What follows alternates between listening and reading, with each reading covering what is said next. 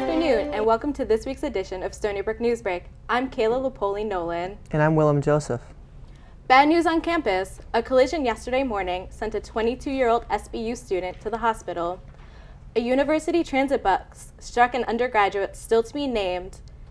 An ambulance brought the student to Stony Brook Hospital with what is said to be non-life-threatening injuries. UPD Assistant Chief Eric Olson stated in a phone interview that there is no criminality involved and it appears to strictly be an accident. The votes are in and officially counted. Republican Cindy Hyde-Smith has won a viciously contested Mississippi Senate seat.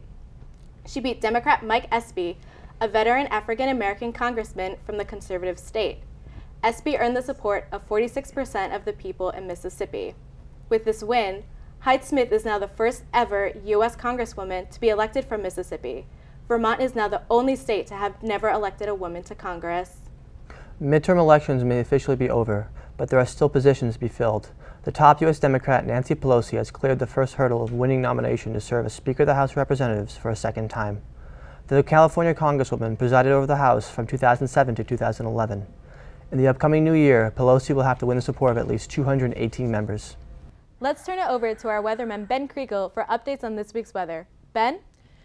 Thanks, Kayla. Well, it's certainly a beautiful day on campus today. The sun is shining and temperatures are hovering at around near 46 degrees with some light winds, making today a very beautiful day for the end of November.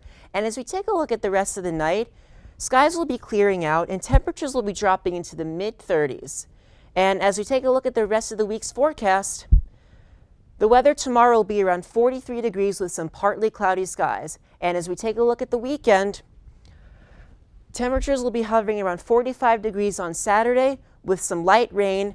And then on Sunday, as a warm front comes through the area, temperatures will rise to around 57 degrees. The warm weather will also continue on Monday with some partly cloudy skies and temperatures rising into the mid-50s. However, as we get towards the middle of the week next week, temperatures will be dropping into the mid to upper 30s as our high temperatures, so make sure you dress warm in the middle of next week. That's all I have for the weather. Back to you, Willem. Thank you, Ben. A new study conducted by the Pew Research Center has revealed that the number of undocumented immigrants living in the United States fell in 2016 to its lowest level in the last 12 years. Pew has estimated that there are 10.7 million undocumented immigrants, a decrease of 12% from 2007. This comes after Border Patrol used tear gas on civilians approaching the U.S.-Mexican border, but President Donald J. Trump has defended the use of tear gas. Russian President Vladimir Putin has accused Ukraine's leader Petro Poroshenko of provoking a naval confrontation off of Crimea to bolster his weakened domestic political situation as Poroshenko faces a re-election this spring. Ukraine said Russia is deliberately preventing ships from passing through the Kerch Strait, now controlled by Moscow, in the aftermath of its annexation of the Crimean Peninsula several years ago. Earlier today, the simmering tensions over the ships in and around the Crimean Peninsula prompted President Trump to cancel his meeting with Vladimir Putin. That event was supposed to take place at the major's power meeting in Argentina this weekend. Dust off your rollerblades. The Greenport American Legion's George D. Costello Senior Memorial Skating Rink has reopened. After closing due to damages from Superstorm Sandy, the facility has refurbished its facility with a new 7,000 square foot skate floor, new bathrooms, and a brand new concession stand.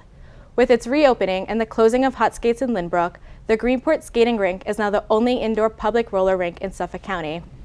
It's time to skate away on this week's edition of Stony Brook Newsbreak. I'm Kayla Lopoli-Nolan. And I'm Willem Joseph. Have a great week, Seawolves.